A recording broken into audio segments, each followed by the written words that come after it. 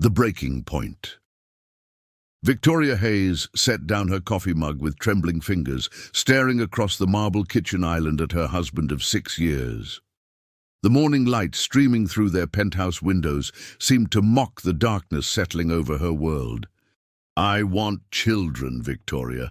Real children, not more excuses about timing or career pressures." Jonathan Sterling adjusted his platinum cufflinks, each movement calculated and cold. "I've been patient enough." "Patient?" Victoria's voice cracked. "We've been trying for 3 years, Jonathan. 3 years of treatments, specialists, hope and heartbreak. How is that not enough effort for you?" Jonathan's steel-grey eyes remained fixed on his reflection in the stainless steel refrigerator. "My father had 3 children by the time he was my age. The Sterling legacy requires—" "Legacy?" Victoria stood abruptly, her chair scraping against imported Italian tile. "Is that what I am to you, a vessel for your precious legacy?" "Don't be dramatic." He checked his Patek Philippe watch, a gesture Victoria had grown to despise. "I have the Henderson merger meeting in an hour. We'll discuss practical solutions when I return." Practical solutions.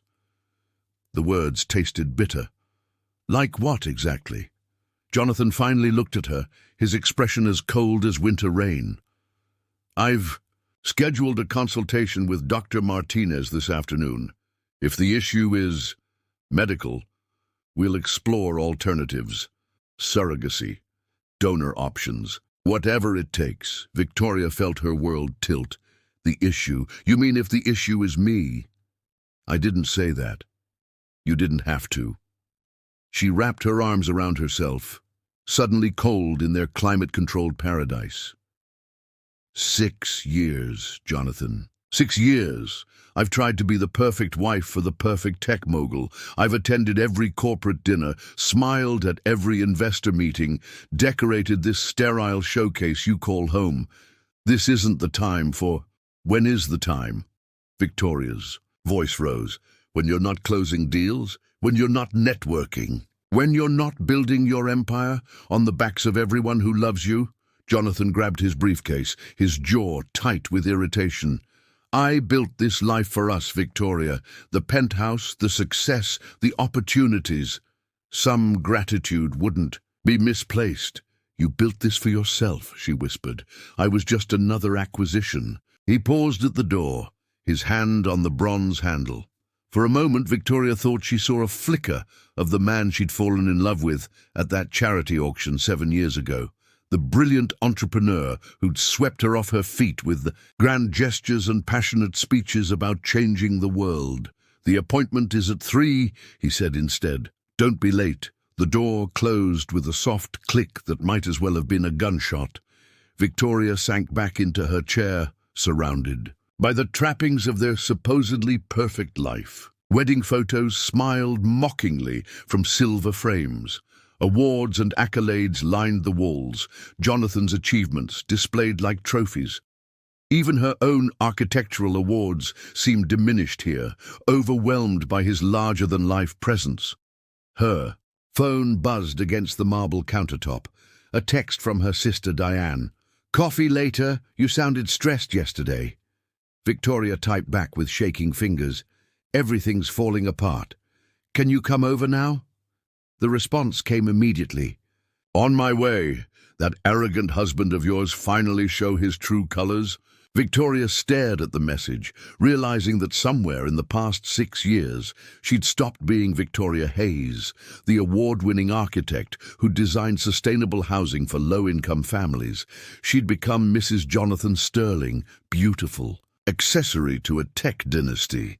She walked to the floor-to-ceiling windows, gazing down at Seattle's bustling streets 40 floors below. Somewhere down there, people were living authentic lives, struggling and succeeding and failing and trying again. Real lives, not the gilded cage she'd built around herself. Her phone rang. Jonathan's assistant. "Mrs. Sterling," Mr. Sterling asked. "Me to confirm your appointment with Dr. Martinez at 3 o'clock today." Victoria closed her eyes. Even this, the most personal, painful part of their marriage, had become another item on his assistant's calendar. "Cancel it," she heard herself. "Say I'm sorry? Cancel the appointment, I won't be attending." "But Mr. Sterling specifically." "Tell Mr. Sterling," Victoria said, her voice growing stronger with each word, "that he can handle his own solutions to his own problems." She hung up and deleted the contact. For the first time in months, Victoria smiled. Ashes and new foundations.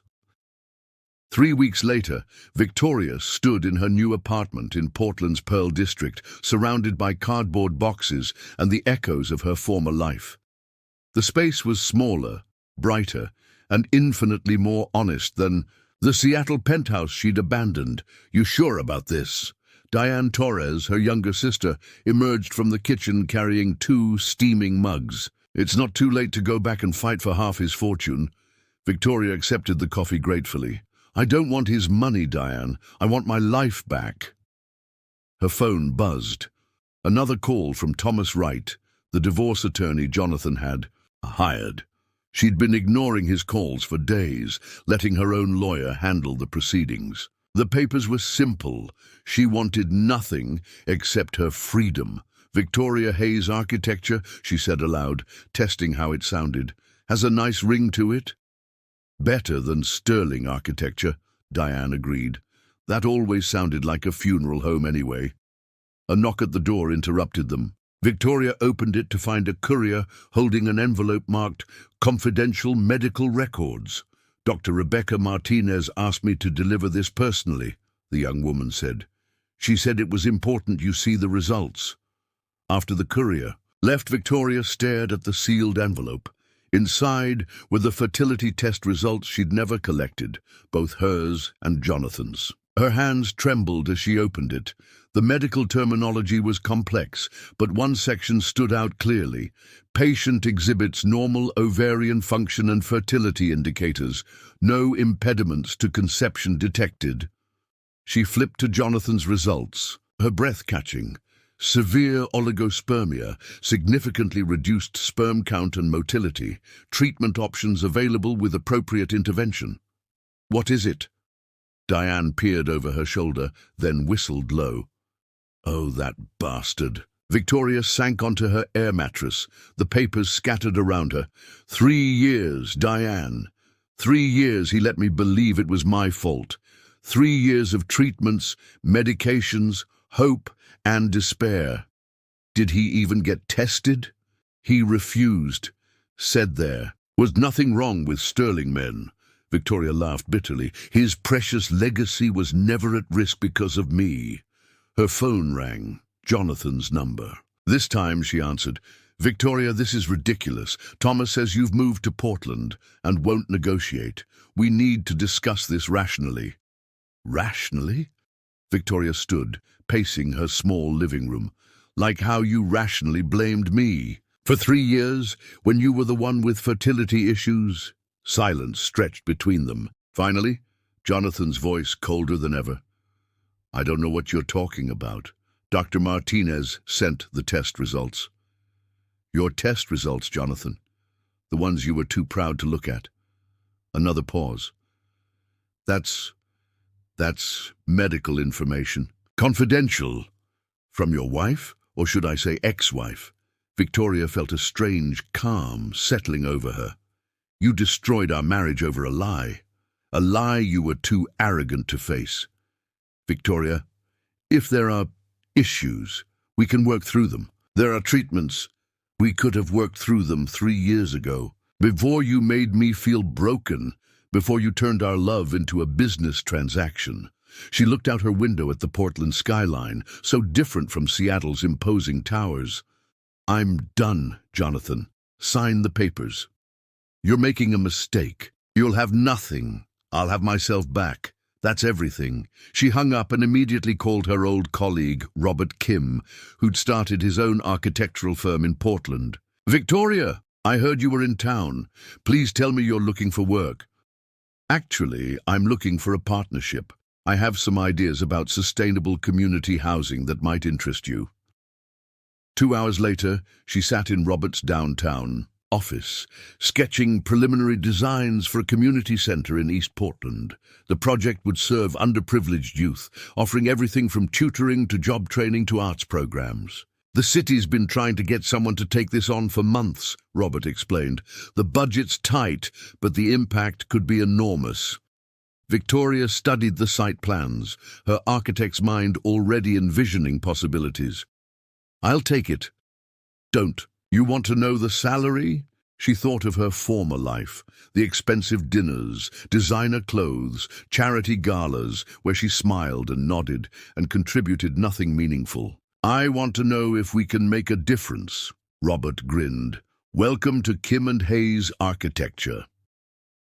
That evening, Victoria unpacked her diploma, Dr. Victoria Hayes, Master of Architecture, and hung it on her bedroom wall. For the first time, in years, she felt proud of the name beneath the achievement. Her phone buzzed with a text from an unknown number. Ms. Hayes, this is Marcus Chen from the East Portland Community Center. Robert Kim gave me your number. I heard you might be designing our new building. Could we meet tomorrow? The kids are excited to share their ideas. Victoria smiled, typing back, I'd love that. What time works for you? Outside her window, Portland's gentle rain began to fall, washing the world clean. Part 3. Rising from Ruins. Victoria pushed through the doors of the temporary East Portland Community Center, her laptop bag slung over her shoulder and a roll of architectural plans tucked under her arm. The building was a converted warehouse, echoing with the sounds of children's laughter, basketball bouncing, and animated conversations in both English and Spanish. Ms. Hayes? A warm voice called from across the room. Victoria turned to see a tall man with kind eyes and graying temples approaching her.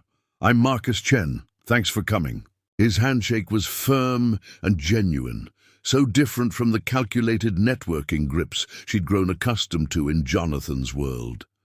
Marcus wore jeans and a community center t-shirt instead of a three-piece suit, but he carried himself with quiet confidence. Please call me Victoria. I'm excited to see what you've built here. Marcus led her through the space, pointing out different areas.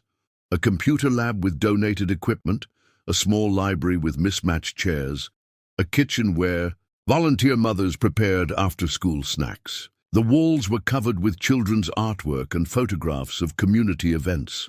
It's not much, Marcus said, but it serves 300 kids from the surrounding neighborhoods. Single parents, families below the poverty line, kids who need a safe place to go after school. It's beautiful, Victoria said, and meant it. The space hummed with authentic purpose, unlike the sterile perfection of her former life. A teenage girl with bright purple streaks in her dark hair approached them, carrying a stack of sketches. Are you the architect lady? This is Elena Vasquez, Marcus said with obvious pride. One of our seniors. She's been working on ideas for the new center. Elena spread her drawings across a nearby table. Victoria studied them carefully. Rough but thoughtful sketches of study spaces, art studios, a small theater. The girl had included details like soundproof music rooms and a rooftop garden. These are incredible, Elena.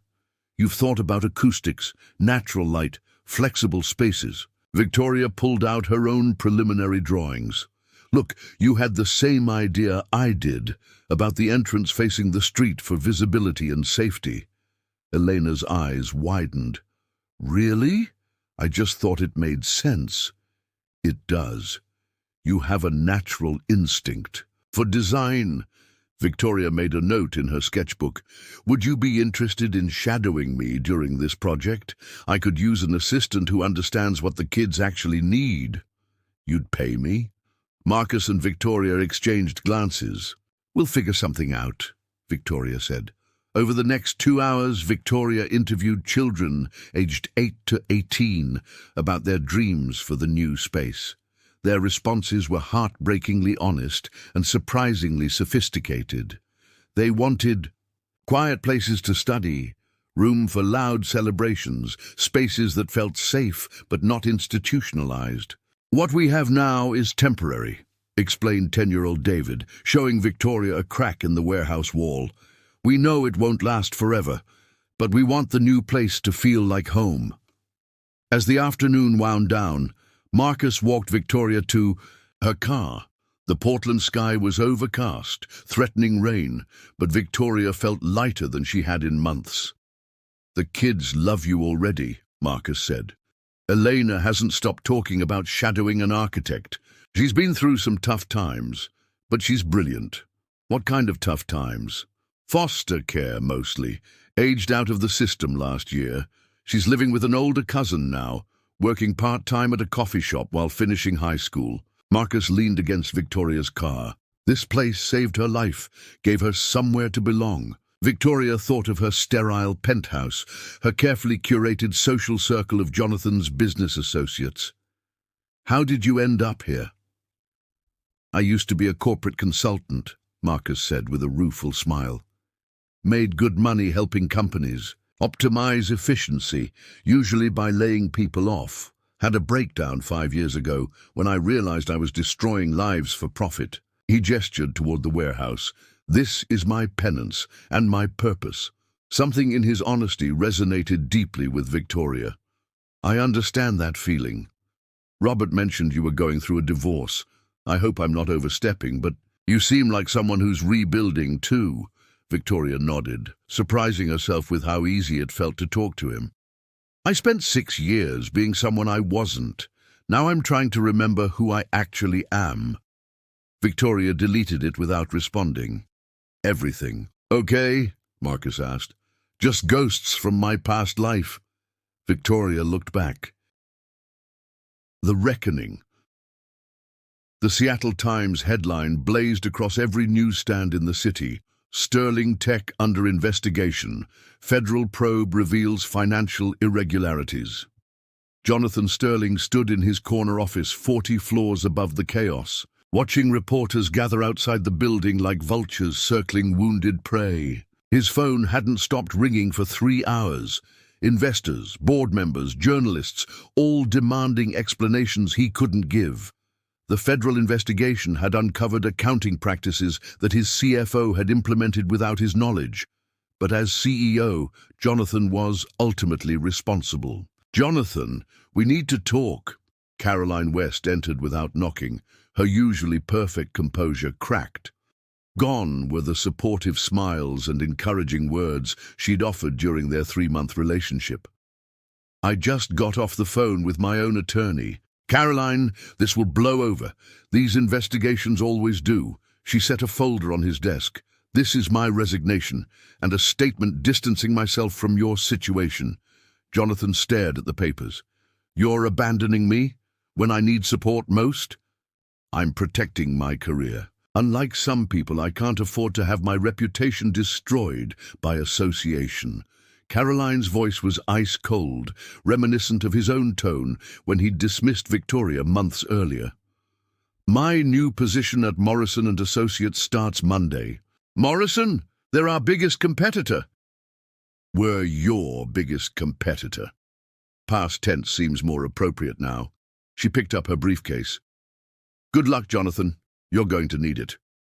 After she left, Jonathan sat alone in his office for the first time in months. The silence was deafening. His intercom buzzed. "Mr. Sterling, Dr. Martinez is on line 3. She says it's urgent." Jonathan hesitated. Dr. Martinez had been calling for weeks, leaving messages he'd ignored. "Put her through." "Mr. Sterling, I've been trying to reach you about your test results. There are treatment options available that could significantly improve your fertility outcomes." "I don't see how that's relevant anymore."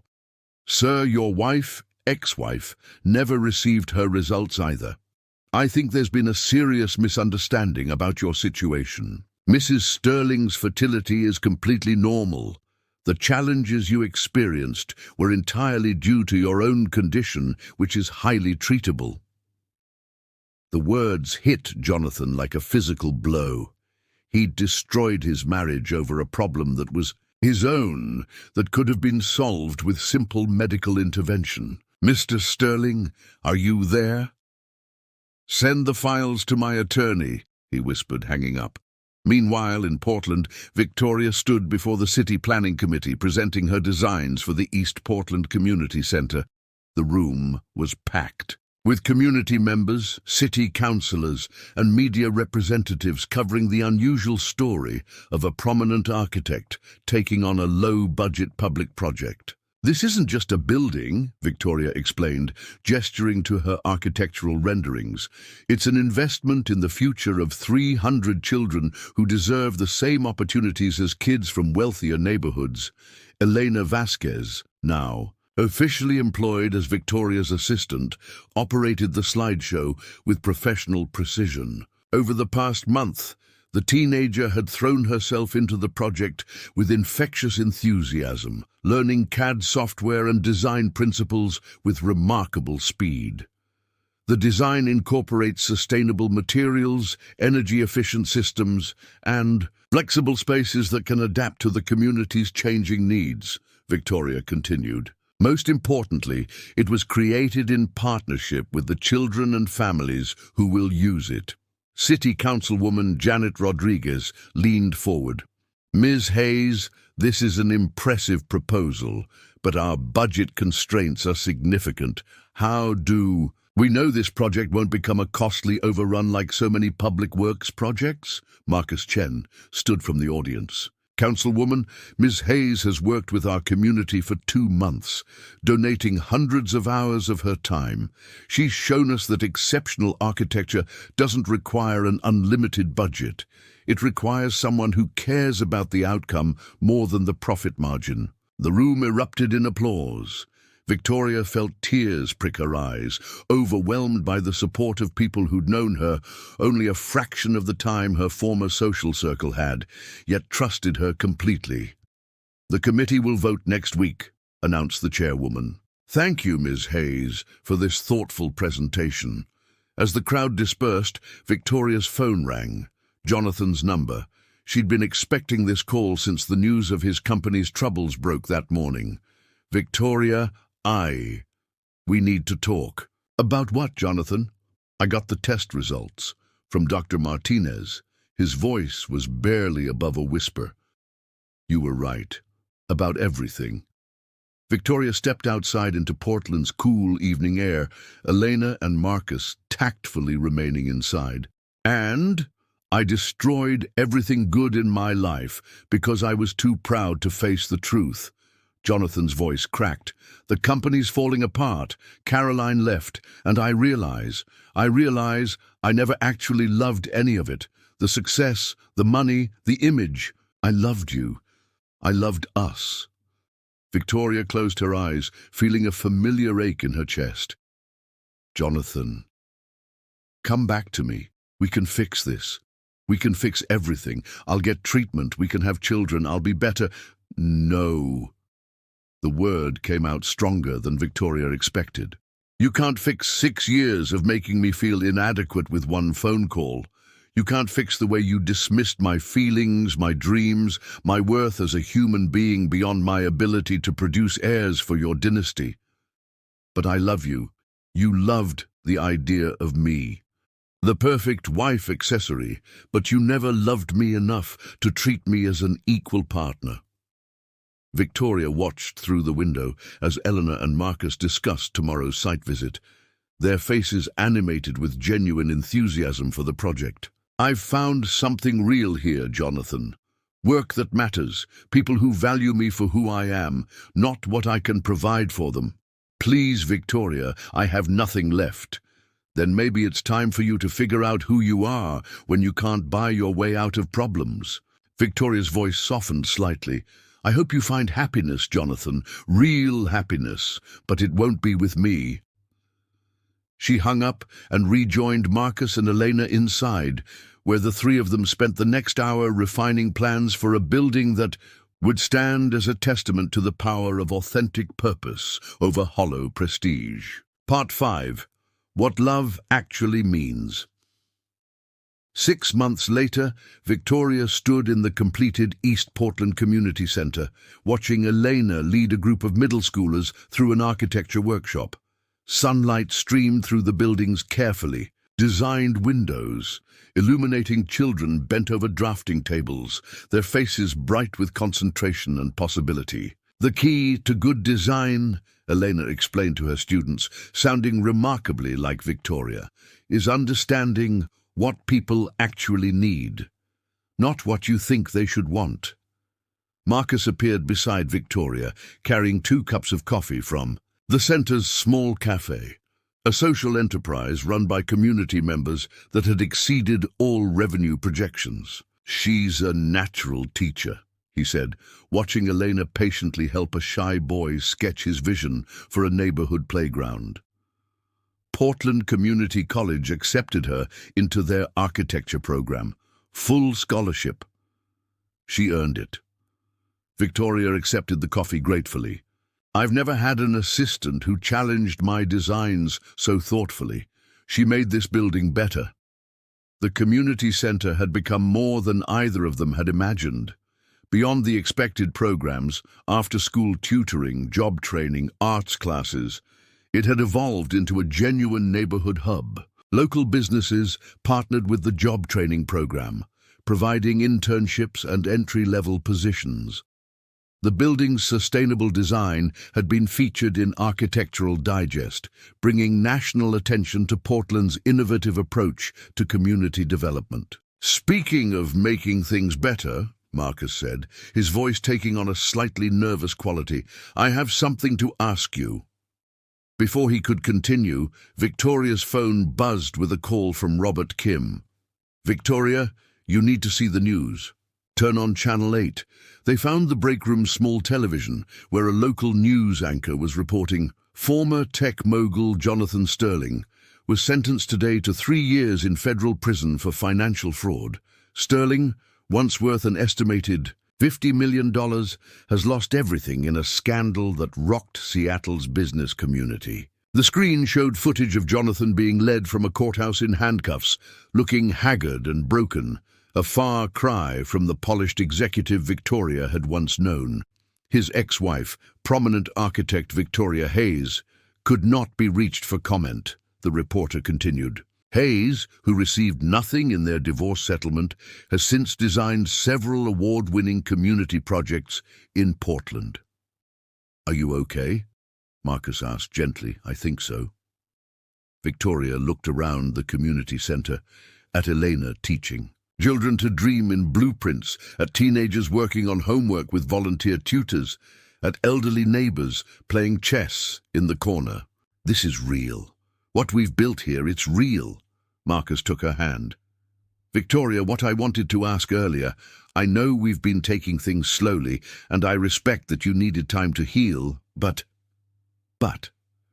Victoria smiled, her heart quickening. "I love you. Not your success, not your potential, not what you can give.